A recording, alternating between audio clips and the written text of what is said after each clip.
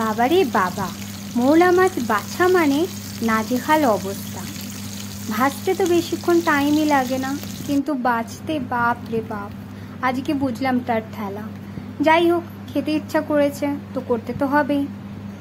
তো মৌলা মাছটা ভালো করে ধুয়ে আমি হলুদ নুন দিয়ে ওটা মাখিয়ে তারপর কড়াইতে তেল গরম করতে দিয়ে ভালো করে মাছটাকে ভেজে নিলাম।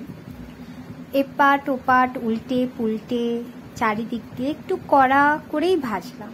তারপরে গরম তেলের মধ্যে জিরে ফোড়ন, শুকনো লঙ্কা, তেজপাতা দিয়ে ফোড়ন দিয়ে আমি পেঁয়াজটাকে ভেজে নিলাম। হালকা ভাজার পর আলু দিয়ে সেটাকে ভালো করে একটু নেড়ে নিলাম।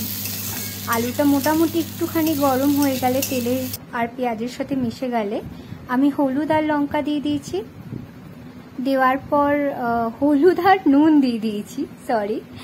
তো তারপর সেটাকে ভালো করে মাখিয়ে আমি ঢেকে দেবো। ঢেকে দেওয়ার পর সেটা হালকা সেদ্ধ হতে দেবো আমি। মৌলা মাছের টেস্ট আমার প্রচণ্ড ভালো লাগে।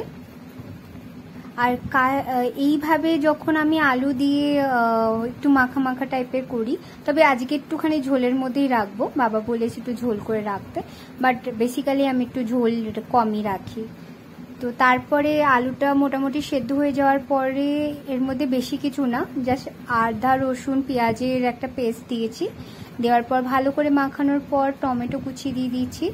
তারপর আমার কাছে অ্যাকচুয়ালি চারমগজ বাটা ছিল, চারমগজ বাটা, তো সেটা একটুখানি পাতলা করে আমি দিয়ে দিয়েছি, এর সাথে মিশিয়ে দিচ্ছি জাস্ট হালকা টেস্ট আসার জন্য। তারপরে হালকা উষ্ণ জল আমি এখানে অ্যাড করে দেবো। তারপরে এটা ফুটে গেলে জলটা আমি মৌলা মাছটা অ্যাড করে দিয়েছি। তারপরে এটা ভালো করে সেদ্ধ হয়ে যাওয়ার